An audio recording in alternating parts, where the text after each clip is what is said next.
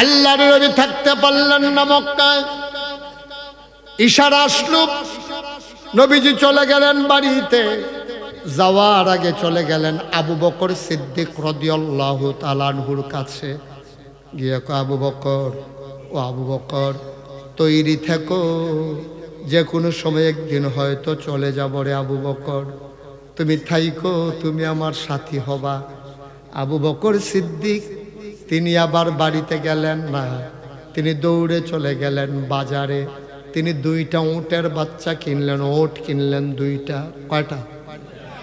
কথা কয় না, কয়টা? 2টা উটের বাচ্চা কিনলেন, নিয়ে এক ইহুদির বাড়িতে গেলেন।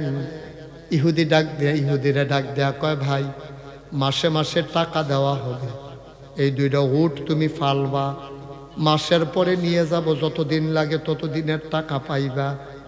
আল্লাহর নবী একদিন রাতের বেলা, শেষ রাতে, তিনি আবু বকর সিদ্দিককে গিয়া ডাক দিলেন, আবু বকর, আবু বকর। আস্তে করে ফিস ফিস করে দরজার ভিতরে মুখ লাগাই আল্লাহর নবী ডাক দিলেন, আবু বকর। সাথে সাথে আবু বকর সিদ্দিক দরজা খুলে দিয়ে কয়, লাব্বাইক ইয়া রাসূলুল্লাহ। আল্লাহর নবী চমকে উঠলেন, থমকে দাঁড়ালেন। তিনি ডাক দেয়া, আবু বকর রে, ও আবু বকর, শেষ রাত হয়ে গেছে, আমি রাস্তা দিয়ে হেঁটে আসলাম, পাখিগুলো আপন নিরে ঘুমিয়ে পড়েছে, গরুগুলো গোয়াল ঘরে, বেওয়ারিশ কুকুরগুলো নিরাপদ আশ্রয়ে, প্রিয়তম স্বামী প্রিয়তমা স্ত্রীকে নিয়ে ঘুমায়, ছোট্ট শিশু মায়ের বুকে মুখ রেখে ঘুমায়, আমি কাউকে জাগনা পাই নাই রে আবু বকর, মক্কায় কাউকে জাগনা পাই নাই, আমি মাত্র আলতো করে ফিস ফিস করে একটা ডাক দিলাম, আবু বকর, তুই সাথে সাথে দরজা খুলে দিলি, তুই কি ঘুমাস না? সুবহানাল্লাহ।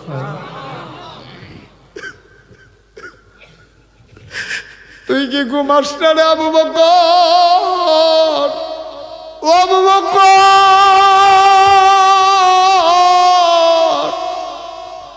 এইরকম আলতু ডাকে তো তোর ঘুম ভাঙ্গার কথা না, তুই কি ঘুমাস না?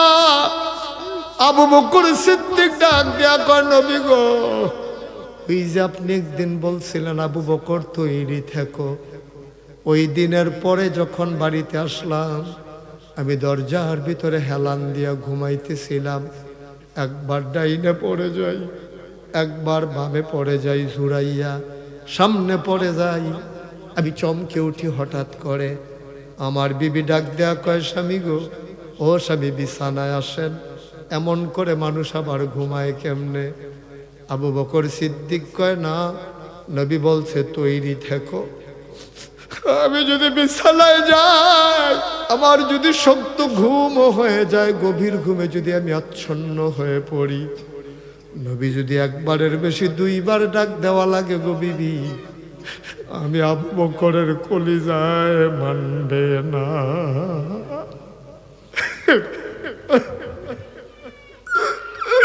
আমি সহ্য করতে পারবো না, আমার কলিজায় মানবে না, আমার পিঠ বিছানায় লাগাইতে দিও না গো বিবি। ও নবী, আপনি ওই দিন বলার পর থেকে আজকে রাত্রে পর্যন্ত আবু বকরের পিঠ আর বিছানায় লাগে নাই।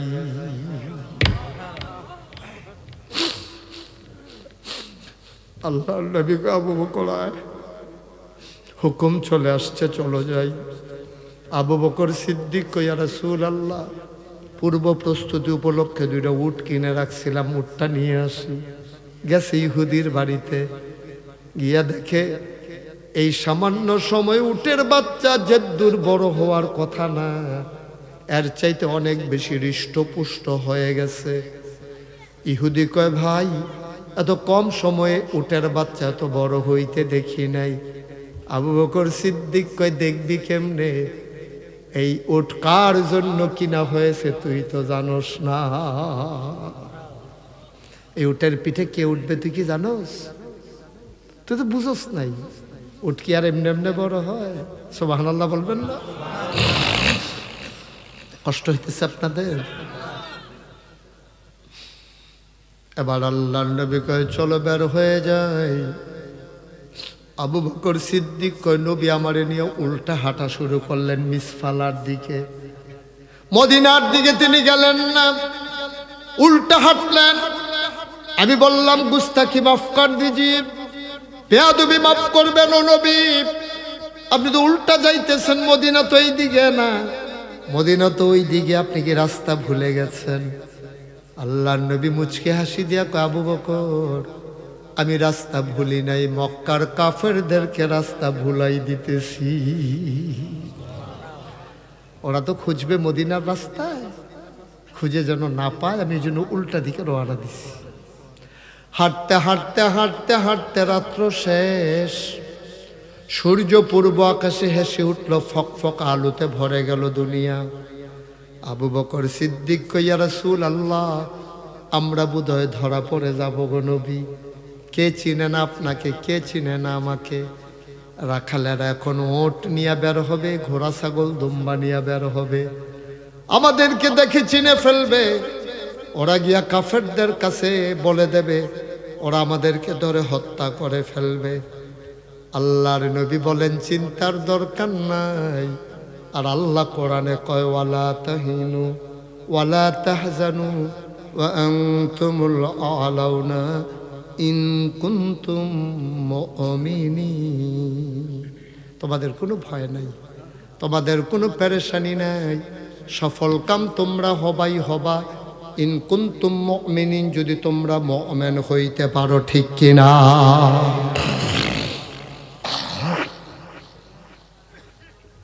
ও মুসলমান, গভীর মনোযোগ, মন দিয়ে শুনো রে ভাই। এবার আল্লাহর নবী ডাক দেয়া কয় আবু বকর দেখো লুকানোর কোনো জায়গা পাও কিনা।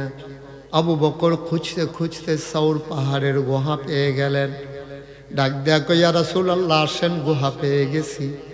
আল্লাহর নবী ঢুকতে চাইলেন গুহায়, আবু বকর হাত ছড়িয়ে দাঁড়িয়ে গেলেন, আপনি গুহায় ঢুকবেন না, আগে ঢুকবো আমি। কয় কেন তুমি আগে ঢুকবো, আমি কেন ঢুকবো না? কয় ইয়া রাসূলুল্লাহ ইয়া হাবিবাল্লাহ, গুহার ভিতরে সাপ থাকতে পারে, বিচ্ছু থাকতে পারে, আপনি যদি আগে যান সাপ আর বিচ্ছু আপনাকে কামড়ে দিতে পারে, এই জন্য আমি আগে দেখে আসি। আল্লাহ নবী যিনি ওয়ামা আরসালনাকা ইল্লা রাহমাতান লিল আলামিন, যিনি রহমতে ভরা নবী, কেঁদে ফেললেন, গাল বেয়ে নবীর পানি পরে ডাক দেয়া কয় আবু বকর আমি গুহায় ঢুকলে আমারে সাপ বিচ্ছু কামড়াবে, তোরে কামড়াবে না। তুই যদি আগে ঢুকস সাপ পাইলে কি তোরে কামড়াবে না? আমারে কামড়াবে, তোরে কামড়াবে না। আবু বকর সিদ্দিক ডাক দেয়া কয় কিসের সাথে কিসের তুলনা? ও নবী আপার মতো 100 আবু বকর যদি মরে যায় কিচ্ছু হবে না, আপনার কিচ্ছু হয়ে গেলে ইসলাম থাকবে না, ঠিক কিনা?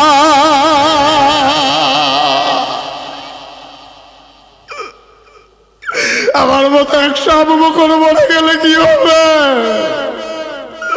আপনি না থাকলে তো ইসলাম শেষ গো নবী। আপনি টেনশন করেন না, আপনি বাইরে দাঁড়ান, আমি একটু দেখে আসি। আল্লাহর নবী আস্তে করে দাঁড়িয়ে আছেন। আবু বকর সিদ্দিক গুহায় ঢুকলেন।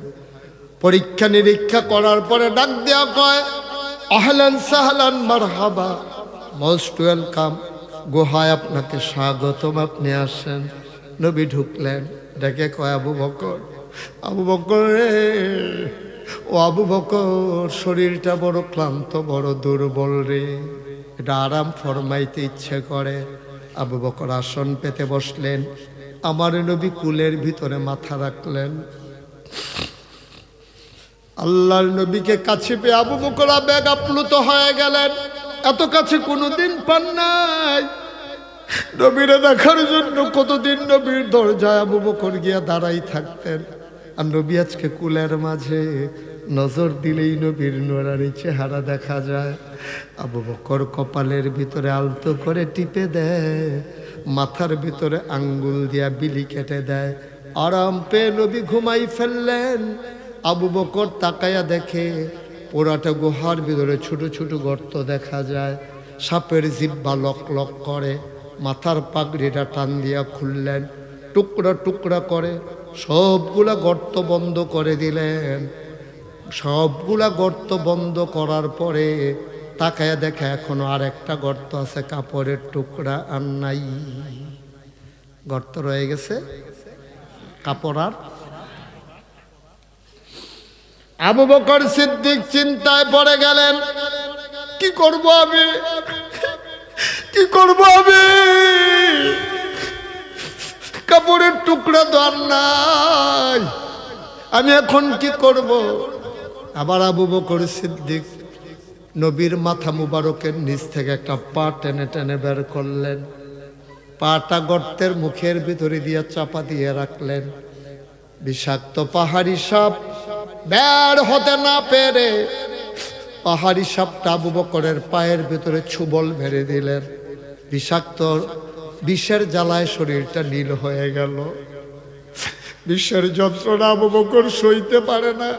নবী কুলের ভিতরে ঘুমায়, যদি নবীর ঘুম ভেঙে যায় এই চিন্তা করে আবু বকর দাঁত দিয়া ঠুটটারে কামড় দিয়া ধরে রাখছে, আওয়াজটা যেন বাইরে চলে না আসে।